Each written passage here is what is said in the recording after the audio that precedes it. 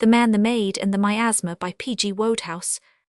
Although this story is concerned principally with the man, and the maid, the miasma pervades it to such an extent that I feel justified in putting his name on the Bill's Webster's dictionary, gives the meaning of the word miasma as an infection floating in the air, a deadly exhalation, and in the opinion of Mr. Robert Ferguson, his late employer, that description, though perhaps a little too flattering on the whole, summed up Master Rowland Bean pretty satisfactorily. Until the previous day, he had served Mr. Ferguson in the capacity of office boy, but there was that about Master Bean which made it practically impossible for anyone to employ him for long. A syndicate of Galahad Parsifal and Marcus Aurelius might have done it, but to an ordinary erring man conscious of things done which should not have been done, and other things equally numerous left undone, he was too oppressive.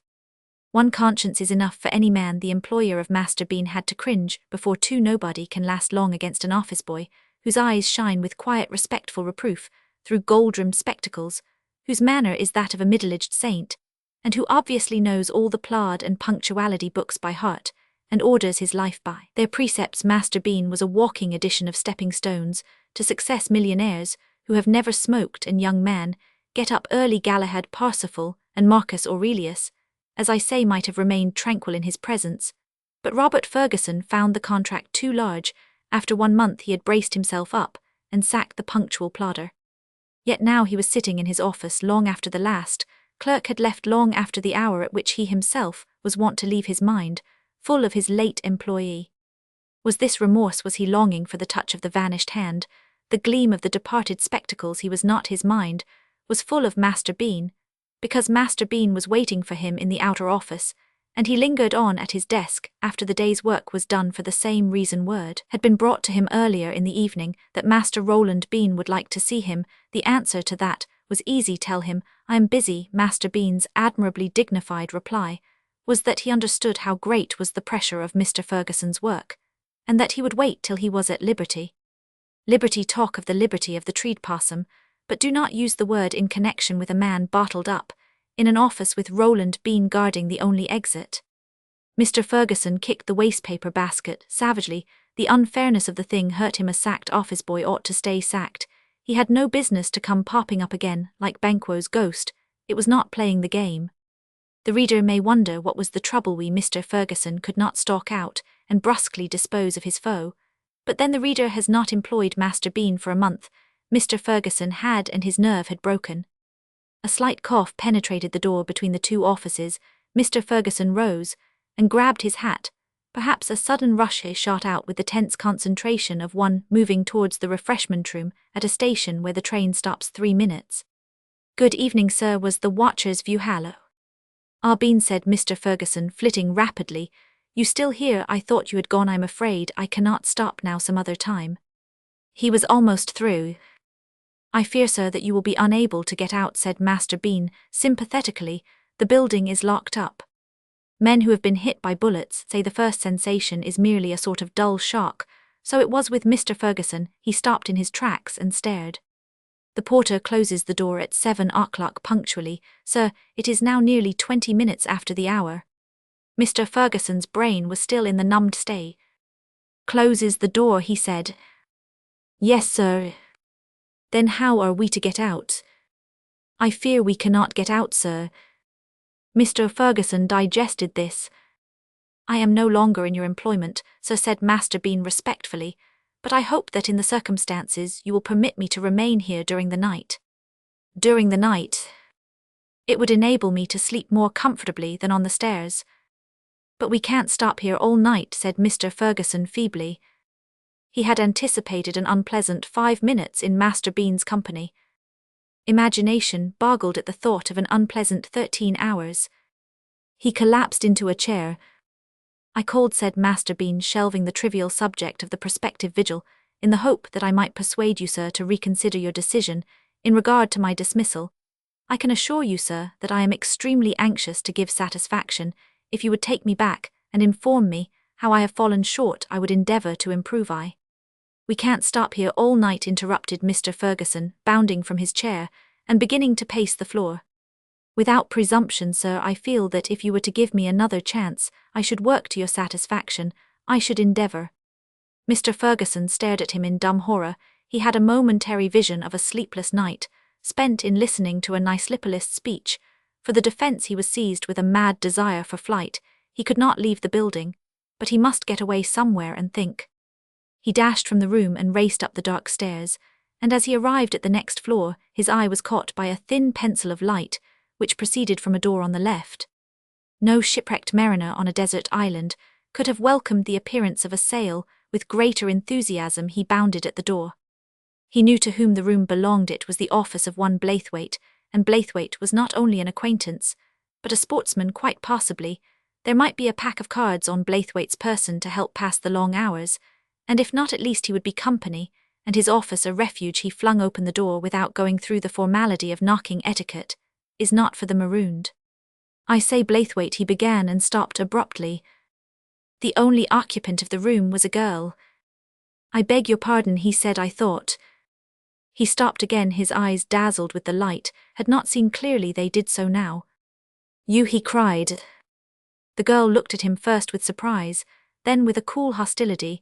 There was a long pause. 18 months had passed since they had parted, and conversation does not flow easily after 18 months of silence, especially if the nature of the parting has been bitter and stormy. He was the first to speak. "What are you doing here?" he said. "I thought my doings had ceased to interest you," she said. "I am Mr. Blaithwaite's secretary. I have been here a fortnight. I have wondered if we should meet. I used to see you sometimes in the street." "I never saw you." "No," she said indifferently. He ran his hand through his hair in a dazed way. "Do you know we are locked in?" he said. He had expected wild surprise and dismay. She merely clicked her tongue in an annoyed manner. "Again," she said, "what a nuisance. I was locked in only a week ago." He looked at her with unwilling respect, the respect of the novice for the veteran. She was nothing to him. Now, of course, she had passed out of his life. But he could not help remembering that long 18 months agohat he had admired most in her, had been this same spirit, this game refusal to be disturbed by fate's blows. It braced him up. He sat down and looked curiously at her. "So you left the stage," he said. "I thought we agreed when we parted not to speak to one another," said she coldly. "Did we? I thought it was only to meet as strangers." "It's the same thing." "Is it? I often talk to strangers." "What a bore they must think you," she said, hiding 1/8 of a yawn, with the tips of 2 fingers, I suppose. She went on with faint interest. "You talk to them, in trains, when they are trying to read their paper." "I don't force my conversation on anyone." "Don't you?" she said, raising her eyebrows in sweet surprise. "Only your company's that it." "Are you alluding to the present occasion?" "Well, you have an office of your own in this building, I believe." "I have." "Then why—" "I am at perfect liberty," he said with dignity, "to sit in my friend Blaithwaite's office. If I choose, I wish to see Mr. Blaithwaite." "On business?" He proved that she had established no corner in raised eyebrows. "I fear," he said, "that I cannot discuss my affairs with Mr. Blaithwaite's employees. I must see him personally." "Mr. Blaithwaite is not here." "I will wait." "He will not be here for 13 hours. "I'll wait." "Very well," she burst out, "you have brought it on yourself. You've only yourself to blame. If you had been good, and had gone back to your office, I would have brought you down some cake and cocoa." "Cake and cocoa," said he superciliously. "Yes, cake and cocoa," she snapped. "It's all very well for you to turn up your nose at them now. But wait, you've 13 hours of this in front of you. I know what it is. Last time I had to spend the night here, I couldn't get to sleep for hours. And when I did, I dreamed that I was chasing chocolate eclairs round and round Trafalgar Square. And I never caught them either. Long before the night was finished, I would have given anything for even a dry biscuit. I made up my mind I'd always keep something here in case I ever got locked in." Agonized smile. "You'd better, while you can." He was smiling, but wanly. Nobody but a professional fasting man could have looked unmoved into the inferno she had pictured. Then he rallied. "Cake," he said scornfully. She nodded grimly. "Cocoa." Again that nod, ineffably sinister. "I'm afraid I don't care for either," he said. "If you will excuse me," she said indifferently, "I have a little work that I must finish." She turned to her desk, leaving him to his thoughts. They were not exhilarating. He had maintained a brave front, but inwardly he quailed. Reared in the country, he had developed at an early age a fine, healthy appetite, once soon after his arrival in London, he had allowed a dangerous fanatic to persuade him that the secret of health was to go without breakfast.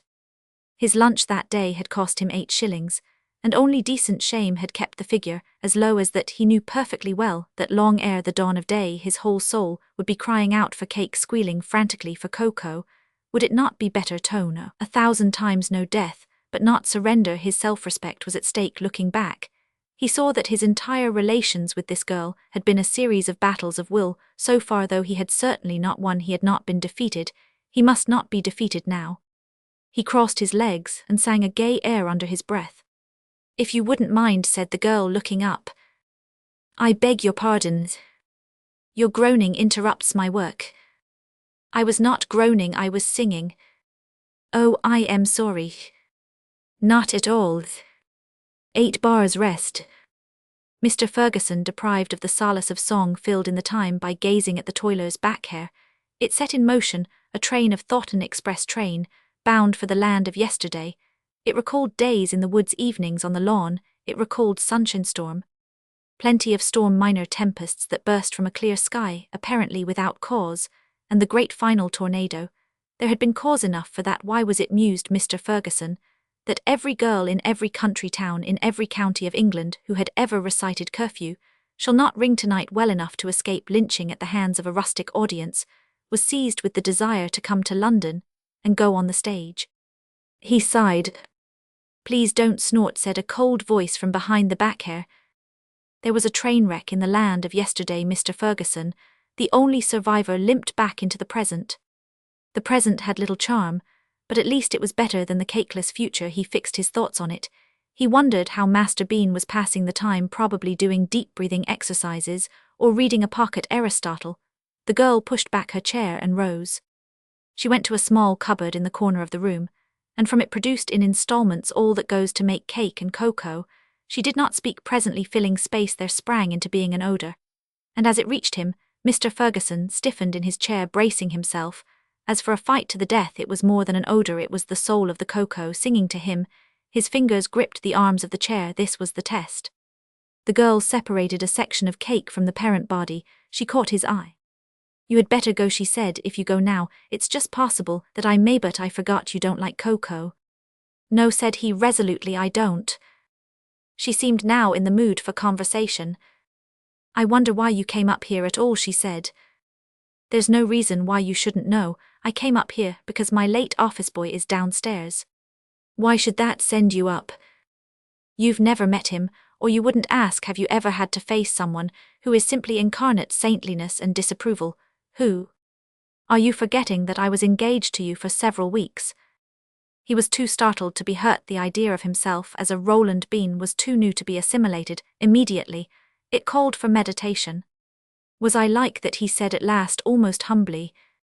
"You know you were. Oh, I am not thinking only about your views on the stage. It was everything. Whatever I did you were there to disapprove, like an ant," she concluded triumphantly. "You were too good for anything. If only you would just once have done something wrong, I think it'd have, but you couldn't. You're simply perfect. A man will remain cool and composed under many charges, hint that his tastes are criminal, and he will shrug his shoulders but accuse him of goodness, and you rouse the lion." Mr. Ferguson's brow darkened. "As a matter of fact," he said haughtily, "I was to have had supper with a chorus girl this very night." "How very appalling," said she languidly. She sipped her cocoa. "I suppose you consider that very terrible," she said. "For a beginner." She crumbled her cake. Suddenly she looked up. "Who is she?" she demanded fiercely. "I beg your pardon," he said, coming out of a pleasant reverie. "Who is this girl?" Her name is Marie Templeton." She seemed to think for a moment. "That dear old lady," she said, "I know her quite well." "What?" "Mother, we used to call her. Have you met her son?" "Her son? A rather nice-looking man. He plays heavy parts on tour. He's married, and has 2 of the sweetest children. Their grandmother is devoted to them. Hasn't she ever mentioned them to you?" She poured herself out another cup of cocoa. Conversation again languished. "I suppose you're very fond of her," she said at length. "I am devoted to her." He paused. "Dear little thing," he added. She rose and moved to the door. There was a nasty gleam in her eyes. "You aren't going," he said. "I shall be back in a moment. I am just going to bring your poor little office boy up here. He must be missing you." He sprang up, but she had gone, leaning over the banisters. He heard a door open below, then a short conversation, and finally footsteps climbing the stairs. It was pitch dark on the landing. He stepped aside, and they passed without seeing him. Master Bean was discoursing easily on cocoa, the processes whereby it was manufactured, and the remarkable distances which natives of Mexico had covered with it as their only food. The door opened, flooding the landing with light, and Mr. Ferguson, stepping from ambush, began to descend the stairs. The girl came to the banisters. "Mr. Ferguson." He stopped. "Did you want me?" he asked. "Are you going back to your office?" "I am. I hope you will enjoy Bean's society. He has a fund of useful information on all subjects," he went on. After a while she returned to the room and closed the door. Mr. Ferguson went into his office and sat down. There was once a person of the name of Simeon Stylites who took up a position on top of a pillar and stayed there, having no other engagements for 30 years. Mr. Ferguson, who had read Tennyson's poem on the subject, had until tonight looked upon this as a pretty good thing. Reading the lines, he had gathered roughly, as it were, that Simeon had not been comfortable. He had pitied him, but now, sitting in his office chair, he began to wonder what the man had made such a fuss about. He suspected him of having had a touch of the white feather in him. It was not as if he had not had food. He talked about hungers and thirsts, but he must have had something to eat, or he could not have stayed the course. Very likely, if the truth were known, there was somebody below who passed him up regular supplies of cake and cocoa. He began to look on Simeon as an overrated amateur. Sleep refused to come to him. It got as far as his feet, but no farther. He rose and stamped to restore the circulation. It was at this point that he definitely condemned Simeon Stylites as a sybaritic fraud. If this were one of those realistic Zalisk stories, I would describe the crick in the back that, but let us hurry on. It was about 6 hours later. Had no watch, but the numbers of ache stitches, not to mention cramps, that he had experienced could not possibly have been condensed into a shorter period. That his manly spirit snapped. Let us not judge him too harshly. The girl upstairs had broken his heart, ruined his life, and practically compared him to Roland Bean, and his pride should have built up an impassable wall between them. Butch had cake and cocoa. In similar circumstances, King Arthur would have grovelled before Guinevere. He rushed to the door and tore it open. There was a startled exclamation from the darkness outside. "I hope I didn't disturb you," said a meek voice. Mr. Ferguson did not answer. His twitching nostrils were drinking in a familiar aroma. "Were you asleep? May I come in? I've brought you some cake and cocoa." He took the rich gifts from her in silence. There are moments in a man's life too sacred for words. The wonder of the thing had struck him dumb an instant before, and he had had but a desperate hope of winning these priceless things from her. At the cost of all his dignity and self-respect, he had been prepared to secure them through a shower of biting taunts, a blizzard of razor-like "I told you so's." Yet here he was draining the cup, and still able to hold his head up, look the world in the face, and call himself a man. His keen eye detected a crumb on his coat sleeve. This retrieved and consumed, he turned to her, seeking explanation. She was changed. The battle gleam had faded from her eyes. She seemed scared and subdued. Her manner was of one craving comfort and protection. "That awful boy," she breathed. "Bean," said Mr. Ferguson, picking a crumb off the carpet. "He's frightful. I thought you might get a little tired of him. What has he been doing?" "Talking. I feel battered. He's like one of those awful encyclopedias that give you a sort of dull leaden feeling in your head directly you open them. Do you know how many tons of water go over Niagara Falls every year?" "No, he does." "I told you he had a fund of useful information. The Purpose and Tenacity books insist on it. That's how you catch your employer's eye. One morning, the boss suddenly wants to know how many horsehair sofas there are in Brixton, the number of pins that would reach from London Bridge to Waterloo. You tell him, and he takes you into partnership. Later you become a millionaire, but I haven't thanked you for the cocoa. It was fine." He waited for the retort, but it did not come. A pleased wonderment filled him. Could these things really be thus? "And it isn't only what he says," she went on. "I know what you mean about him now. It's his accusing manner. I've tried to analyze that manner. I believe it's the spectacles. It's frightful when he looks at you. You think of all the wrong things you have ever done or ever wanted to do. Does he have that effect on you? He said excitedly. Why, that exactly describes what I feel. The affinities looked at one another. She was the first to speak. We always did think alike on most things, didn't we? She said. Of course we Roman 999. He shifted his chair forward. It was all my fault, he said. I mean, what happened? It wasn't it. Yes, it was. I want to tell you something. I don't know if it will make any difference now, but I should like you to know it. It's this. I've altered a good deal since I came to London for the better. I think I'm a pretty poor sort of specimen still, but at least I don't imagine I can measure life with a foot rule. I don't judge the world any longer by the standards of a country town. London has knocked some of the corners off me. I don't think you would find me the bean type any longer. I don't disapprove of other people, much now, not as a habit. I find I have enough to do keeping myself up to the mark. I want to tell you something too, she said. I expect it's too late, but never mind, I want you to hear it. I've altered too since I came to London. I used to think the universe had been invented just to look on and wave its hat while I did great things. London has put a large piece of cold ice against my head, and the swelling has gone down. I am not the girl with ambitions any longer. I just want to keep employed and not have too bad a time when the day's work is over. He came across to where she sat. We said we would meet as strangers, and we never have known each other. Don't you think we had better get acquainted? He said. There was a respectful tap at the door. Come in, snapped Mr. Ferguson, well behind the gold-rimmed spectacles of Master Bean. There shone a softer look than usual, a look rather complacent than disapproving. I must apologize, sir, for intruding upon you. I am no longer in your employment, but I do hope that in the circumstances you will forgive my entering your private office. Thinking over our situation just now, an idea came to me by means of which I fancy we might be enabled to leave the building. What? It occurred to me, sir, that by telephoning to the nearest police station. Good heavens, cried Mr. Ferguson. 2 minutes later he replaced the receiver. It's all right, he said. I've made them understand the trouble. They're bringing a ladder. I wonder what the time is. It must be about 4 in the morning. Master Bean produced a Waterbury watch. The time, sir, is almost exactly 10:30. 10:30? We must have been here longer than 3 hours. Your watch is wrong. No, sir, I am very careful to keep it exactly right. I do not wish to run any risk of being unpunctual. 10:30, cried Mr. Ferguson. Why, we're in heaps of time to look in at the Savoy for supper. This is great. Ill phone them to keep a table. Supper, I thought. She stopped. What's that? Thought what? Hadn't you an engagement for supper? He stared at her. Whatever gave you that idea? Of course not.